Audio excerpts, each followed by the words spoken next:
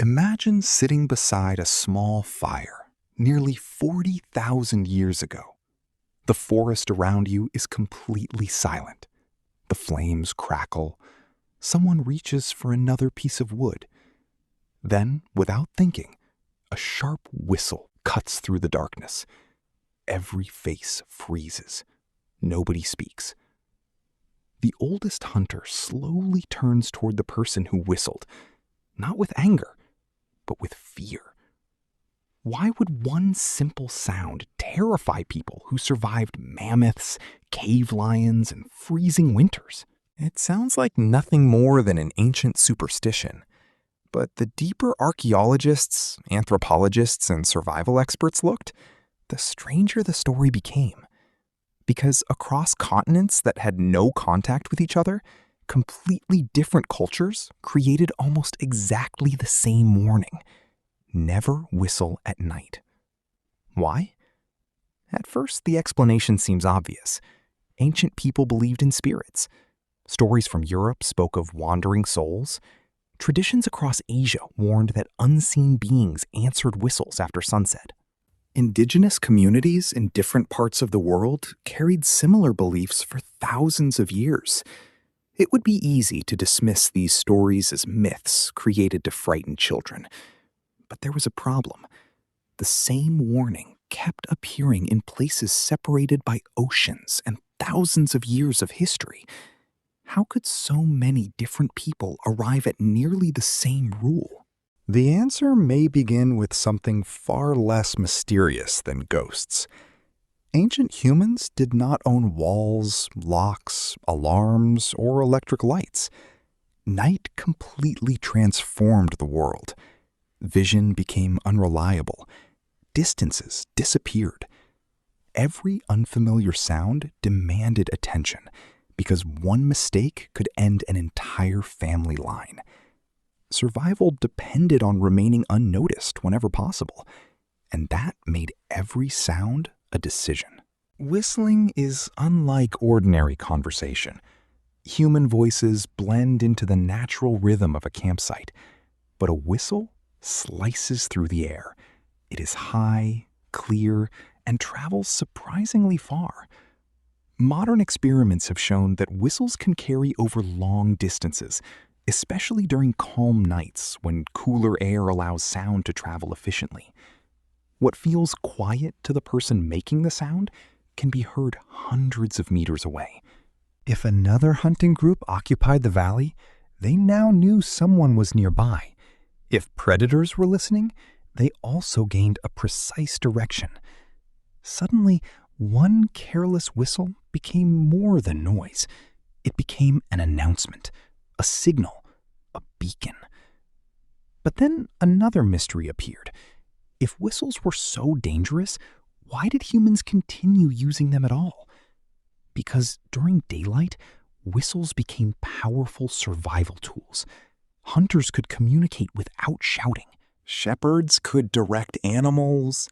Families separated across hills could signal one another without revealing long conversations. The same sound that created danger after dark created opportunity during the day. The rule was never that whistling itself was evil. Timing was everything. And that's where things become even more interesting. Many predators hunt by sound. Wolves coordinate with vocal calls. Hyenas investigate unusual noises. Big cats constantly monitor unfamiliar activity. Ancient humans shared landscapes with animals that interpreted unexpected sounds as opportunities. A whistle might trigger curiosity in creatures already searching for their next meal. Even if no predator immediately attacked, repeatedly attracting attention increased risk over generations. Competition over food, water, shelter, and territory could become deadly. Long before written history, people learned that revealing the location of a sleeping camp could invite theft, violence, or worse. Firelight already created enough visibility. Adding a loud whistle simply increased the chance that strangers would investigate. The safest campsite was often the quietest one. So why didn't parents simply explain this? Because stories survive better than instructions. Imagine telling a child, please don't whistle, because sound waves travel farther at night and may increase predation risk.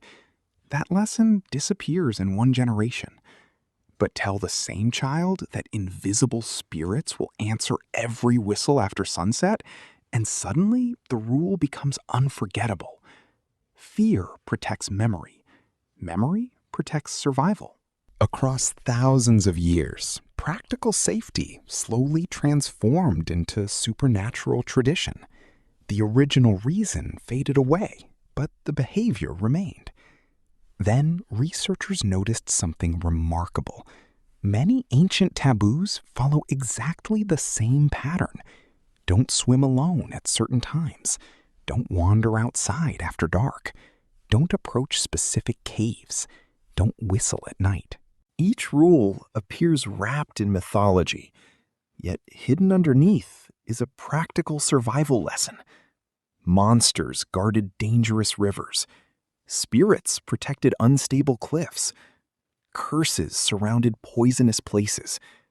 The supernatural became humanity's first warning system. The stories were never just entertainment. They were survival technology.